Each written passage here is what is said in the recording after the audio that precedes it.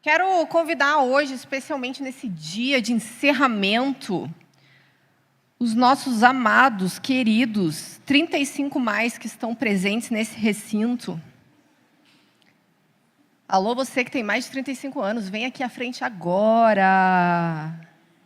Para a glória de Deus. Sem medo de ser feliz, gente, vamos. Eu acho que eu não sei quantos anos vocês têm, gente. Ai. Fica aí disfarçadinho, fala não. Vamos lá. Pode vir, gente, aqui, ó, faz assim, ó. Fica aqui, ó. Essa hora que vocês vão ficar surpresos, falar. Ah!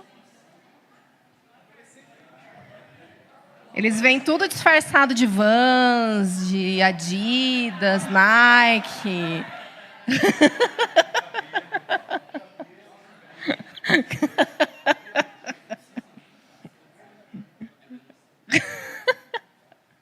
Venho. Eu vou passar o microfone e vocês vão responder algumas perguntas, tá bom? Meu Deus do céu. Vocês vão contar com quantos anos vocês se converteram primeiro? Puxa vida, dá pra começar? Quantos anos? Nossa. 35. Sim. 17. 14. 15. Sempre fui cristão, aleluia. Nasceu crente. Em algum momento você decidiu por Jesus. Vai dizer que a tua alma era convertidinha. Ah. Não, mas tem que ter o dia que você teve experiência. Não, tem. Tá, peraí. 18. É um Gil, né, mano? É isso aí. Eu também nasci no lar cristão, mas eu tive uma experiência com Jesus com 12. 12 anos. 13 anos. 14 anos. Se desviaram no caminho? Já? Sim.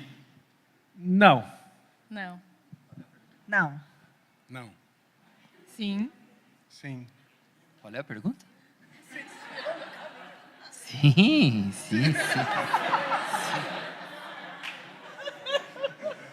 Não. Quem se desviou no caminho fica com a mão levantada aqui só para eu localizar. Tá. Voltou com quantos anos? Peraí, deixa eu lembrar. Não? De verdade, a partir dos 23, 24 anos. Acho que uns 18. 23. 22. 23. Muito bem. Se vocês pudessem dizer para nós qual foi o maior desafio na sua juventude para viver o cristianismo, de verdade. Vou dar tempo para pensar. Quem já souber, levanta a mão. Eu acho que viver em santidade. Todas as oportunidades apareceram e dizer não para elas é bem complicado. Acho que é a época da faculdade, as amizades, as influências acabavam tirando um pouco do caminho certo. Eu acho que a influência da família, acho que muitos conflitos, isso acaba gerando muitos conflitos sobre Deus, sobre quem Ele é. Então, isso reflete a questão do pai. Você vê o seu pai terreno de uma forma, você vai refletir Deus. Então, eu tinha muitas dúvidas com Deus a respeito disso. Eu acho que para mim o que pegou foi viver uma vida constante na adolescência, né? Eu era muito inconstante, então eu fiquei um bom tempo nesse lugar, assim. Para mim, acho que é santidade, realmente viver tudo aquilo que estava sendo pregado. Acho que agora deve ser bem pior, né, para os jovens de hoje, por causa da internet e tudo mais. Na nossa época, a gente não tinha tanto acesso. A gente tinha que encontrar alguém, né? Exatamente, tinha que ir lá na Lan House para acessar a internet. Não sabe aquela Lan House. Mas, enfim, eu acho que, mesmo assim... Quem sabe o que é Lan House aqui, levanta a mão. Ah, estão antenados. Mas é a santidade, e eu acho que a segunda coisa é pôr em prática a ousadia de viver se posicionando o tempo todo conforme a palavra de Deus, conforme Jesus espera que a gente se posicione. Viver mesmo, ter ousadia de orar pelas pessoas, ser crente lá fora mesmo, assim, expandir o reino. Eu acho que isso era um desafio assim, para mim. Eu acho que permanecer, assim, por mais que todos os meus amigos eram cristãos, mas eu percebia um nível de cristianismo que era bem volúvel, assim. Então, você permanecer naquilo que Deus falou com você e naquilo que Ele estava gerando em você num ambiente de igreja, porque daí você sentava com um que não era, estava participando, mas não era tão cristão assim. Mas você permanecer com aquilo que Deus tinha falado, numa convicção em você, e gerar essa transformação em outros, foi uma parte bem intensa, assim. Eu acho que enquanto você é adolescente, você está dentro da bolha pai e mãe. E aí, quando você precisa se posicionar fora, ir para a faculdade, trabalhar, e vem as amizades de fora, acho que é a parte mais difícil de você se manter. Mas aí, quando você volta conhecendo o seu Deus, né? Não o Deus dos seus pais, a experiência que os seus pais tiveram, mas a sua experiência. Eu acho que a maior dificuldade foi o posicionamento perante as amizades, né? Então, eu vivi uma época que a gente não tinha a tecnologia que a gente tem hoje, então fazer parte do clube era importante. Então, essa fase foi onde o posicionamento, a falta de posicionamento e escolher os amigos, foi onde mais, para mim, afetou e onde eu me afastei. E aí, quando eu tive a perspecção e entendimento de que isso fazia mal para mim, aí eu comecei a escolher as pessoas certas e aí isso mudou tudo. Certa. Como é que é? Como é que é? Eu fui a pessoa certa que ele conheceu.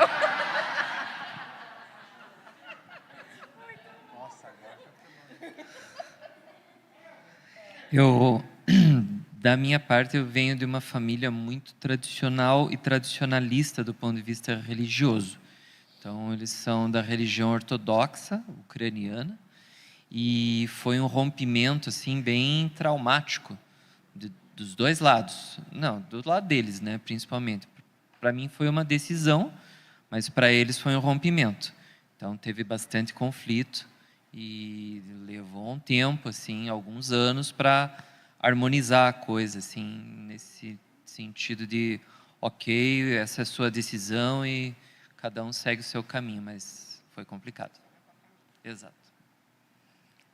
Difícil para mim falar, pensar, né, no que eu passei assim, mas que me veio em mente assim, né, claro, cobrança de mim mesma, entendeu? De estar na igreja e querer fazer tudo muito certo, né, tudo muito certinho, cobrança. Por outro lado, depois, né, com o crescimento, vamos dizer assim, né, eu percebi que não precisava tudo isso, que eu ficava me cobrando à toa, entendeu?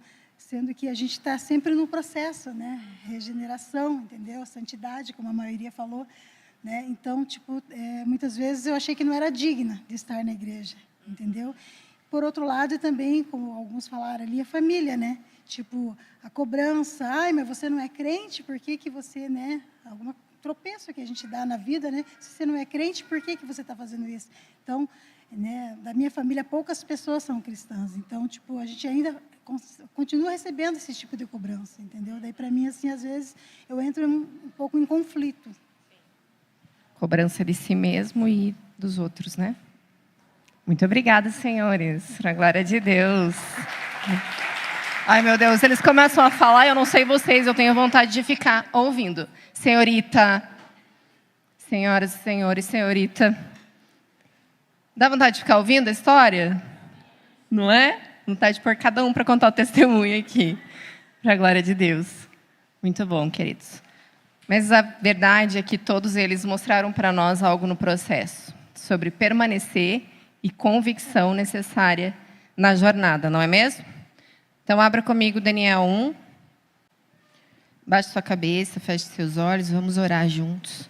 Senhor amado, nós te agradecemos por esse tempo. Obrigada pela vida de cada um que está aqui, Pai. Destes homens e mulheres maduros, experimentados na fé, que deram seu testemunho aqui, mesmo que parcialmente, mas que hoje estão nos encorajando a prosseguir. Obrigada, Jesus, pelos jovens adolescentes dessa casa, que estão te conhecendo e prosseguindo em te conhecer.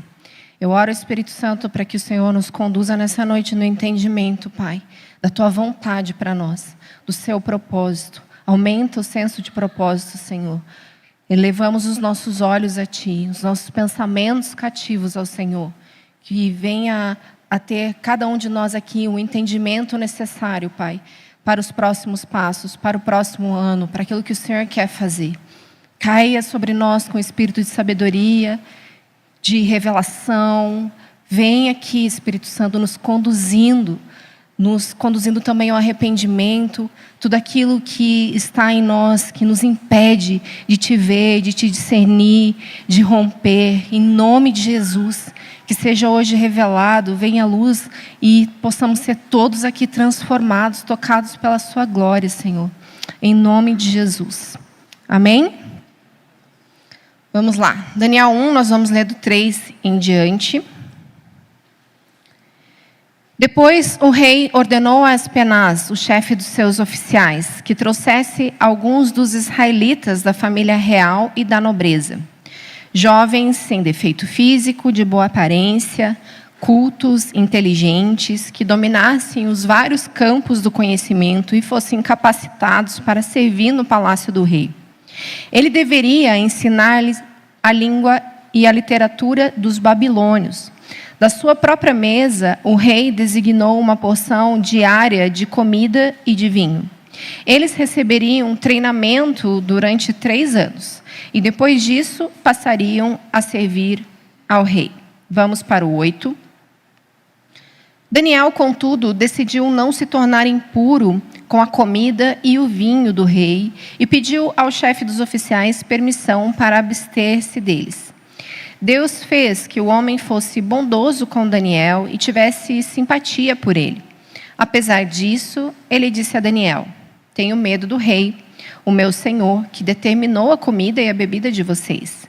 E se eles o achar menos saudáveis que os outros jovens da mesma idade, o rei poderia pedir a minha cabeça por causa de vocês.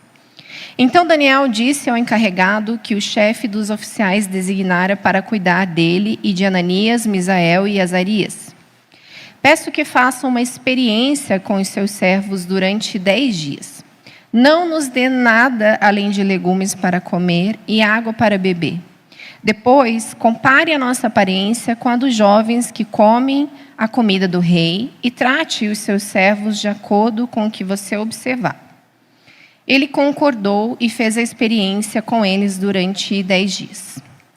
Passados os 10 dias, pareciam mais saudáveis e mais fortes do que todos os jovens que comiam a comida do rei. Vamos ao 17. Deus concedeu a esses 4 jovens conhecimento e inteligência em toda a literatura e sabedoria.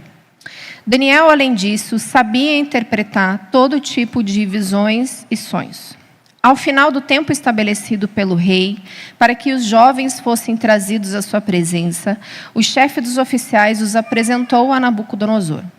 O rei conversou com eles e, entre todos, não encontrou ninguém comparável a Daniel, Ananias, Misael e Azarias. Então, eles passaram a servir ao rei. O rei lhes fez perguntas sobre todos os assuntos que exigiam sabedoria e discernimento e descobriu que eram 10 vezes mais sábios do que todos os magos e encantadores de todo o seu reino. Amém? Queridos, um texto bem conhecido nosso. A história de Daniel realmente é uma das que eu mais admiro e tenho me aplicado a estudar, a entender o coração desses homens, a forma com que eles viveram e se posicionaram. Foi algo que mexeu comigo na minha adolescência. O texto de Daniel 6, que fala que Daniel se colocava 3 vezes diante do Senhor por dia para orar, foi o texto da minha juventude, que eu decidi me aplicar à mesma forma de se posicionar diante do Senhor. Eu procurava me colocar 3 vezes durante o dia, pelo menos, para orar. Então, ele sempre me encorajou, sempre me inspirou, pelo fato de ser jovem e pela Lógico, o nome, né, que significa Deus é o meu juiz. Eu tinha o mesmo nome, uma certa identificação já acontecia ali. E eu amava, principalmente que Daniel é um daqueles livros proféticos sobre a volta de Jesus, algo que sempre queimou meu coração. Meu clamor sempre foi pelo seu retorno, amado da minha alma. Meu desejo é te encontrar aqui, que o Senhor realmente me encontre de forma piedosa, santa aqui. Então, essa sempre foi a minha oração e o meu desejo. E quando a gente olha para a juventude de hoje, nosso maior desafio, queridos, em se posicionar, fala justamente da nossa origem e para onde estamos indo, porque nós queremos muitas vezes ser amados na nossa história, pelas nossas famílias, por aqueles que estão conosco, e continuar sendo amados no meio em que estamos. Esse é o desejo de toda criatura. Porque eu percebo claramente como esse Deus, que é tão poderoso, tão amável, Ele nos teceu, independente da forma que você foi concebido, se numa situação realmente de paz, de bênção, de pais casados, ou numa situação de orfandade, se você veio de uma história, às vezes, catastrófica, a gente consegue aqui ouvir muitas histórias e ver que pessoas foram geradas, inclusive, sem desejo dos pais, foi um suposto acidente de percurso, mas a realidade é que quando a gente olha para os salmistas, a certeza que a gente tem é que Deus nos formou, nos teceu no ventre da nossa mãe. Mas esse desejo, então, de ser amado foi colocado pelo próprio Deus em nós, porque Ele nos formou, Ele nos fez. Foi propósito dEle estarmos aqui. Então, todos nós temos o desejo de continuar sendo amados, porque quando Ele nos forma com um propósito. Ele fez todo homem e toda mulher com um propósito nessa terra. E esse desejo de ser amado é também o nosso maior desafio, porque nós estamos sempre em busca de uma aceitação, não é mesmo? Dos pais que rejeitaram, da família que rejeitou, dos amigos que destrataram, dos amigos que não nos aceitam, daqueles que estão sempre nos rejeitando, e nós estamos sempre fazendo e nos posicionando e tentando ter aceitação e aprovação do homem. Isso é desafiador porque mexe com nossa identidade e com justamente a nossa jornada. Porque se eu estou o tempo todo buscando por essa aceitação, por esse amor, por fazer parte, por ter um lugar à mesa, por ter um lugar ao sol, muitas vezes eu estou me movendo não por um comissionamento, não por um chamado, não por entender o amor e a vontade de Deus para a minha vida, mas eu estou me movendo simplesmente porque eu quero ser amado, aceito, estar no lugar certo, ter um status, ter uma posição, ter um emprego melhor, ter uma carreira, ter alguma coisa para me afirmar.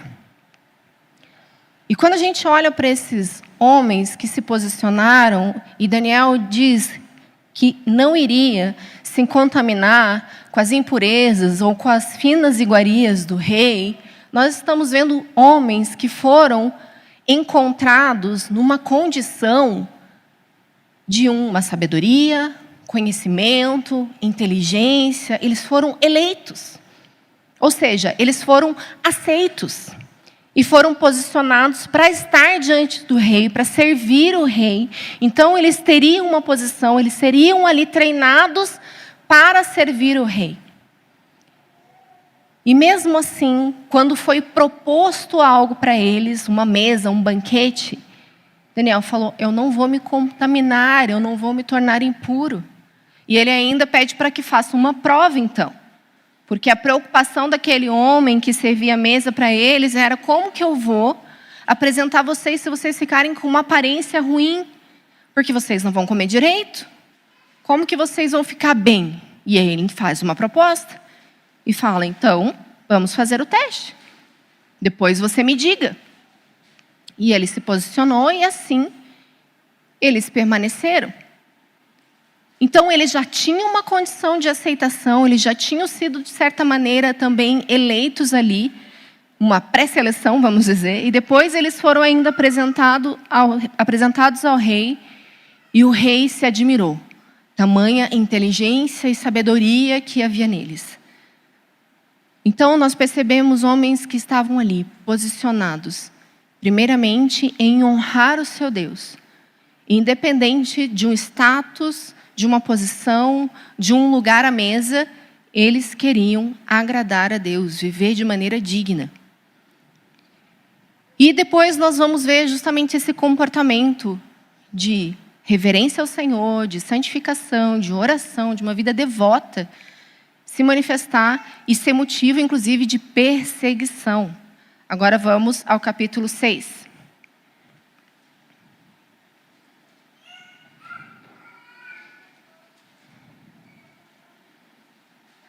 Daniel 6, do 3 em diante.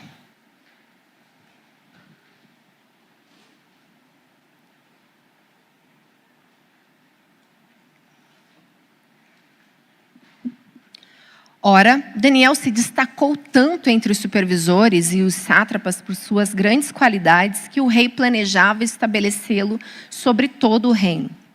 Diante disso, os supervisores e os sátrapas procuraram motivos para acusar Daniel em sua administração governamental, mas nada conseguiram. Não puderam achar nele falta alguma, diga, falta alguma. Pois ele era fiel, não era negligente, nem corrupto. Finalmente, esses homens disseram: jamais encontraremos algum motivo para acusar esse Daniel, a menos que seja algo relacionado com a lei do Deus dele. Assim, os supervisores e os sátrapas, de comum acordo, foram falar com o rei.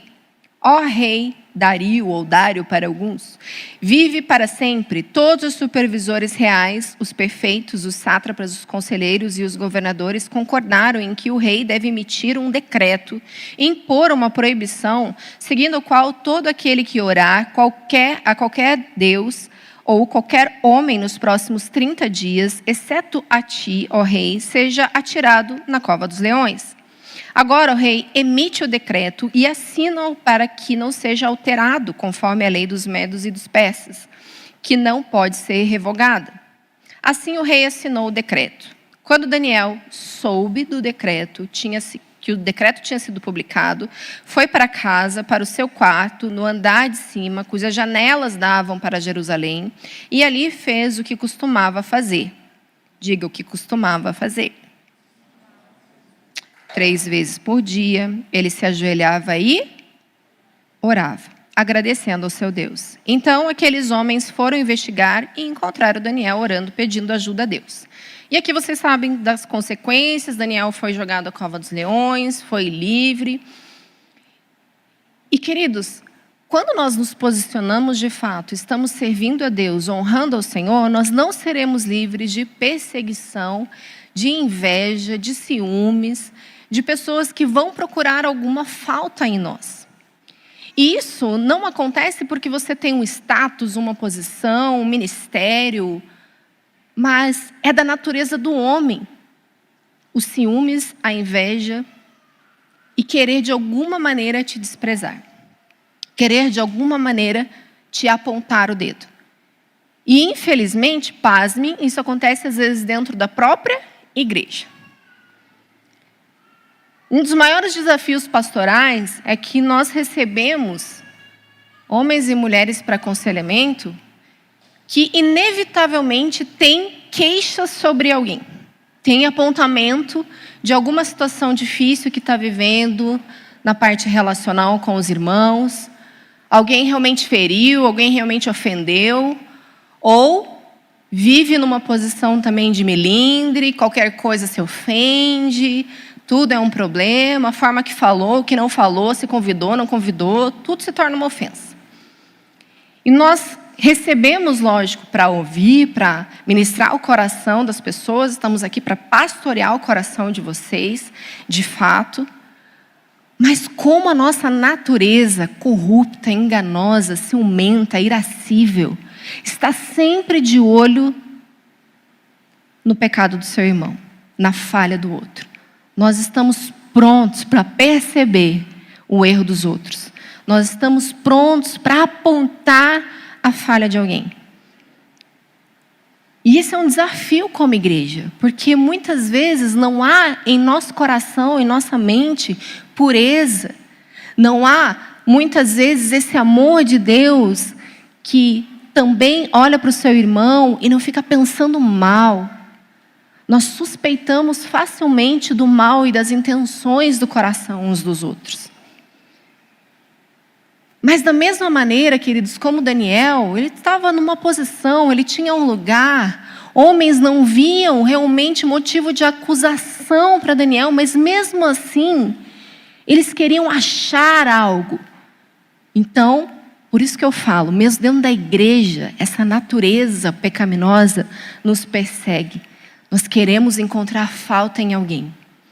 Nós queremos ter motivo de acusação, quando não responsabilização pelas suas próprias falhas, pelas suas próprias situações que muitas vezes você envolve o outro nas suas decisões, na sua vida, no dia a dia. Você envolve o outro e você quer responsabilizar o outro pelo erro que cometeu, pela falha que se deu, ou mesmo numa frustração. Não é mesmo? Essa é a nossa natureza. Mas nós devemos ser prontos em obedecer o Senhor, em ouvi-lo e nos posicionar, porque, queridos, desafios que virão diante de nós vão ser maiores, porque é o caminho da igreja de Jesus, ser perseguida e por ela mesma. É desafiador porque nós vamos ver irmãos se levantando contra irmãos. Se o juízo começa pela casa de Deus, isso quer dizer que muita coisa em nosso meio vai vir à luz, vai continuar vindo à luz. Quando nós tínhamos uma santa expectativa no final do ano de 2003, pelo ano que viria de 2024, é claro que nós queríamos de verdade uma manifestação poderosa do Senhor, coisas sobrenaturais acontecendo, e elas estiveram em nosso meio. Nós vimos realmente obras do Senhor, milagres acontecendo em nosso meio, uma porção, pessoas tendo experiências, pó de ouro, né, Isa? Pessoas experimentando coisas sobrenaturais, o Senhor tocando, movendo. Mas o que nós mais vimos foi uma igreja sendo exposta, líderes sendo revelados, situações trazidas à luz. O Senhor está mostrando realmente a condição da igreja de Jesus. E a expectativa para o próximo ano é que a luz continue mostrando e revelando tudo o que precisa. E nós devemos nos posicionar como aqueles que são fiéis e são encontrados como Daniel, orando, perseverando em oração, não tendo em nós falta alguma. Só que nós devemos primeiro olhar para nós mesmos, porque afinal de contas, a palavra de Deus diz: por que você olha para o seu irmão? Por que você está olhando o cisco do seu irmão? Você tem uma trave nos seus olhos. Quantos lembram desse texto? Nós precisamos nos expor à presença, nos expor ao processo de santificação. Ele precisa encontrar em nós homens e mulheres que são como esses homens aqui. O que muda de padrão para nós? Talvez você não se sinta tão sábio, tão inteligente, de boa aparência, mas o Senhor te capacitou. Ele te deu destreza, Ele te deu habilidade, Ele te deu sim inteligência. E se lhe falta, ore. Porque a palavra de Deus diz que você pode orar, erguer sua voz por inteligência e discernimento e Ele te dará. Então, se você não tem, é porque você não pede. O Senhor nos dá. A sabedoria, Ele também nos dá. Então, se nós pedimos, Ele vai nos agraciar. Amém? Então, nós temos tudo para sermos parecidos como esses jovens. Como eles eram. Vamos ler novamente, volte ao 1.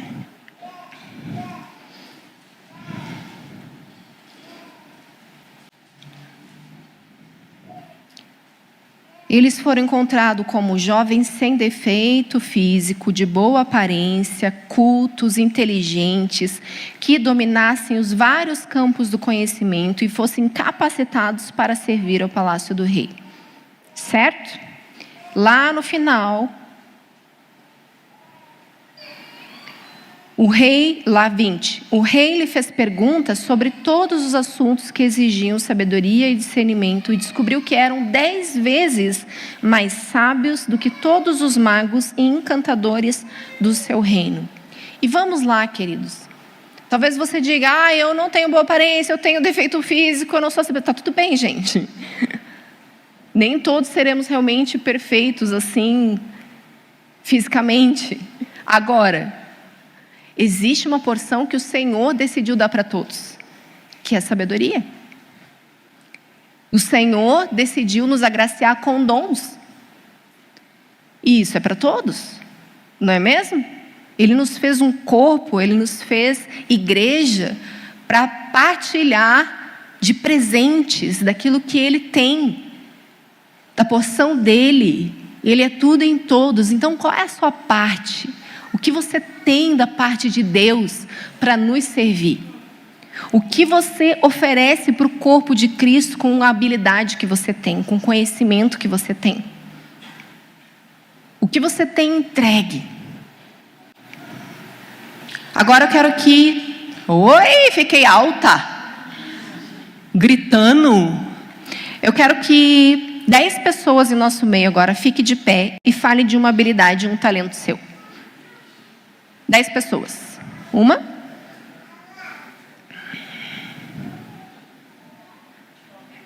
De qualquer coisa. Não precisa ser dom, não precisa ser mestre. 1, 2. Vamos? O Will está de pé. 3. O que mais? 4. 5.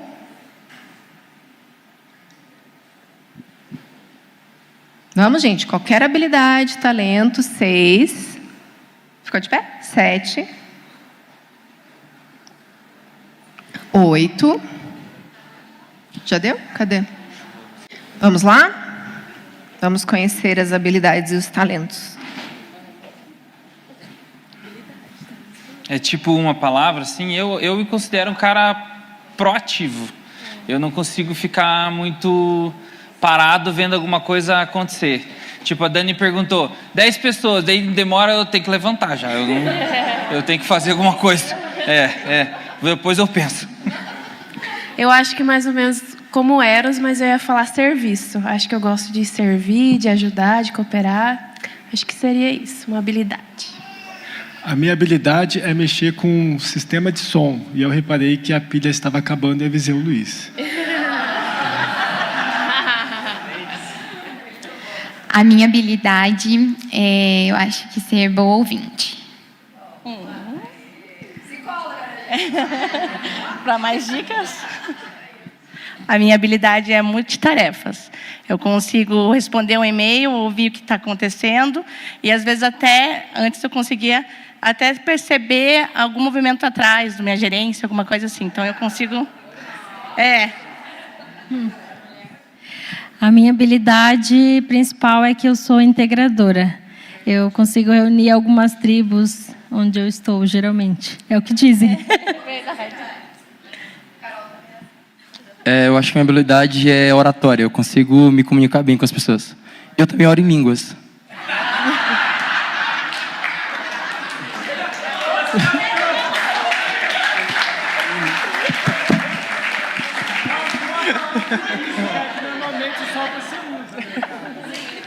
A minha habilidade é na arte e na música. Acho que a minha habilidade é aprender coisas novas e ensinar as pessoas o que eu aprendi. Muito bem. Quando você falou de citar alguma coisa, eu acho que eu falo bem em público. Uma das coisas. Glória a Deus. Obrigada, queridos. Perceberam a dificuldade de conseguir 10 pessoas? Vocês ficaram aí. Quantos não conseguiram? Não vou expor vocês, né? Mas pensa aí, você não conseguiu identificar nada? Qual que foi a sua primeira reação diante disso? Não vou contar, não vou falar, não sei. Isso fala da nossa dificuldade, nossa autoaceitação, nossa identidade ferida. Eu sempre digo aqui, quem sabe quem é, sabe o que tem que fazer, sabe para onde tem que ir. E talvez não tenha uma palavra diretiva, uma instrução clara, mas está ouvindo o Senhor, buscando do Senhor, sabe como se portar, porque conhece seu Deus, é filha do seu Pai amado.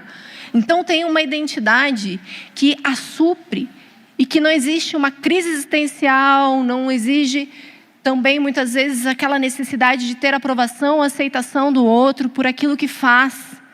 Porque muitas vezes essas habilidades, esses talentos, eles são desenvolvidos e buscados, muitas vezes, crescer, ter uma ambição maior no seu status, naquilo que já sabe fazer, em busca de uma aprovação. Querer uma aceitação. Então, eu tenho a habilidade de cantar, e eu começo a me aprimorar, e eu começo a cantar, e eu preciso estar cada vez... Eu tenho uma amiga minha, nós tínhamos uma banda. Pensa, eu era a banda... Não vou falar, mas assim, só nós, né? Aquelas ótimas cantoras que sabem dançar, isso que importa. O que acontece? Ela sempre dizia para mim, ela falava assim, ai meu Deus, Deus não dá asa para cobra, né? Porque se eu soubesse cantar, eu seria um perigo. Ela era um perigo para ela mesma, assim. Porque é aquela pessoa sanguínea, que gostava de ser o centro das atenções. Então, eu sempre lidei com o ego dela. Aquela amiga que foi discípula por muito tempo também, e eu ficava segurando ela. Era, seu lugar. Mas a verdade é que ela amava cantar, porque ela dançava também, então ela sabia cantar as músicas. Tudo que você conversava com ela tinha uma música. Ela lembrava de uma música, era muito engraçado. Qualquer coisa que você falava, ela puxava uma música. Aí ela dizia, ai, Deus não dá água para cobra, não dá. Imagina se eu cantasse. Meu Deus, sabe aquela... Queria brilhar, ser a estrela. Então, tem pessoas que é um perigo saber algumas coisas, ter alguns talentos, porque elas não sabem lidar. Elas querem ser aprovadas naquilo, ser reconhecidas. Então, a nossa identidade precisa estar suficientemente tratada, forjada no Senhor, para que todos esses talentos e habilidades apontem para Cristo, sirvam realmente uns aos outros. Então, o fato da Carol saber falar em público é uma bênção, mas isso expõe ela. Agora, se ela souber falar, comunicar, transmitir a verdade, se posicionar diante de um juiz, todas as áreas de atuação dela, de forma que ela honre e glorifique ao Senhor, isso vai ser uma bênção para ela e para os outros. Agora, se ela quer falar para ser reconhecida, valorizada, posicionada, isso vai ser pedra de tropeço para ela e também para o outro, não é mesmo? Então, todos os nossos talentos, nossas habilidades estão aqui com um propósito, como na vida de Daniel e desses homens. E a verdade é que todas as pessoas aqui, todas elas, eu sei outros talentos e outras habilidades. Todas elas têm mais do que isso que elas falaram para vocês. E nós temos que ter a humildade de reconhecer que o talento que o outro tem está para nos servir, e nós devemos reconhecer e agradecer. Podemos usufruir de uma mesa que o Senhor nos coloca pessoas tão talentosas, sábias, com discernimento. Nós precisamos olhar como para essas pessoas que vieram aqui, os 35 mais, que deram testemunho de vida, que se posicionaram, e eles devem ser aquelas pessoas que nós procuramos ouvir conselhos, que foram experimentados em muitas áreas de suas vidas, e que têm algo para nos instruir. Quando fala na área, por exemplo, empresarial, alguém está querendo empreender, eu sei quem indicar. Eu sempre digo, olha, procura a Suzy, conversa com o Daniel Bileski, Um homem bem-sucedido, que tem uma empresa há tantos anos. Procura ouvi-los. Precisa de instrução sobre casamento, sobre namoro? Converse com homens e mulheres que deram um bom testemunho nessa área. Chama o Samuel e a Paloma. Procura o Fernando e a Jéssica, o Will e a Ellen. Esteja na mesa com essas pessoas que têm maturação e foram provados, experimentados nessas áreas. Sabe, queridos, nós não podemos nos fechar num grupo, numa tribo, porque essa é a nossa tendência na adolescência e na juventude. E uma das coisas que eu sempre priorizei no Ministério de Jovens foi ter pessoas casadas, com filhos, e pedir a eles que estivessem na mesa com os jovens e adolescentes e aos jovens e adolescentes que estivessem com eles também. Porque é um movimento que precisa acontecer. Eles não estão ali como seres superiores, experimentados. Venha, estou aqui para ser consultado. Não, não tem nada a ver com isso. Mas eles também têm a humildade de estar no meio de vocês, de receber de vocês daquilo que Jesus está fazendo no meio de vocês. Nós somos muitas vezes transformados, tocados pela experiência daqueles que são mais jovens que nós. Nós temos que ter humildade para isso. Eu sempre compartilho aqui da mesa das mulheres, que nós reunimos mulheres de 18 a 60 e poucos anos. E é tão poderoso, tão precioso. Foram incontáveis as vezes que eu fui ministrada. Pela Mi, pela Júlia, pela Lu Bileski. Bileski, tá certo? Meu Deus, eu dei um tilt na cabeça. Quando você acha que falou errado? Então, isso é fazer parte de uma igreja de verdade, de uma família que reconhece e valoriza os talentos, primeiro de si mesmo, aquilo que o Senhor nos agraciou, por termos uma identidade forjada nele. Então nós vamos servir uns aos outros com isso, honrando o Senhor, porque Deus foi reconhecido na vida destes homens. O Senhor os livrou, o Senhor os guardou. Assim como o Senhor fechou a boca dos leões contra Daniel, os amigos de Daniel foram livres da fornalha de fogo, nós todos resplandeceremos a glória de Deus em nossas vidas. Por tantos livramentos, ações sobrenaturais, precisamos dar testemunho da verdade que vivemos no Evangelho de Deus. E como Daniel, não se contaminar com as finas iguarias do rei. Não se contaminar com as impurezas. Porque quais foram alguns desafios aqui citados? Se manter em santidade. Ter a família de um lado e a sua posição do outro. Não é mesmo? Ter a influência, como Osiel e a Isa falaram, mesmo dentro da igreja, pessoas que estavam lá, mas não estavam vivendo o Evangelho, não estavam vivendo aquilo que deveria viver. Mas é necessário um posicionamento, uma firme decisão no seu coração. Por isso Paulo fala a Timóteo, torna-te padrão dos fiéis. Então, mesmo dentro da igreja, nós precisamos nos tornar um padrão.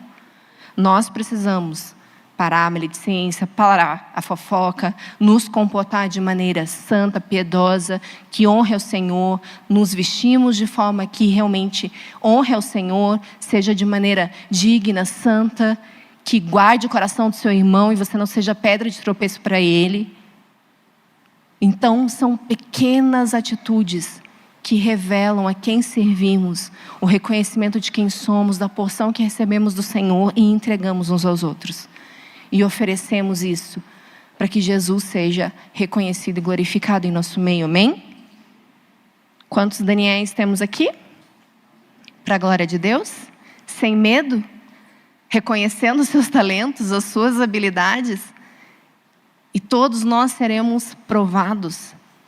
Todos nós precisamos ser encontrados em oração e santificação. E mesmo que sejam acusados, mesmo que sejam perseguidos, vocês não sejam encontrados com alguma falta. Em nome de Jesus, somos chamados para isso, como Rocks. Somos chamados pelo Senhor, nós temos uma missão como igreja nessa terra. E nós vamos corresponder juntos e ajudar uns aos outros, encorajando uns aos outros, ouvindo uns aos outros, dando lugar à mesa, aprendendo. Para a glória de Deus?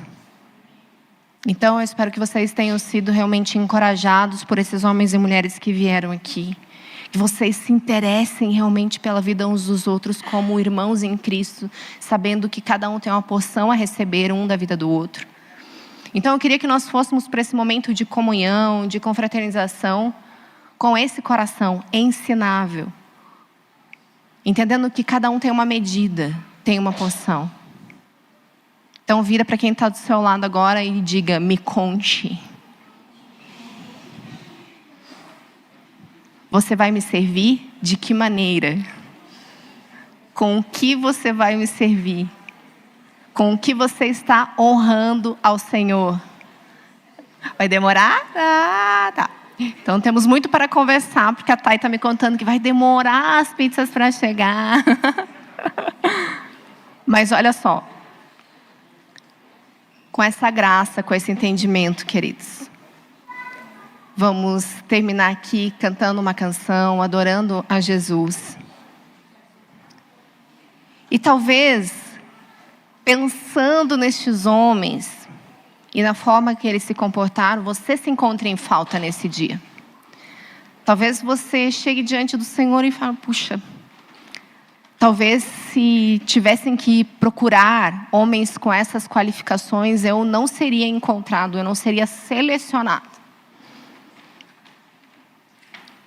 Talvez aqueles homens que estavam com ciúmes e inveja, se eles existissem hoje, nesse momento, para perseguir a igreja, eu seria pego em falta.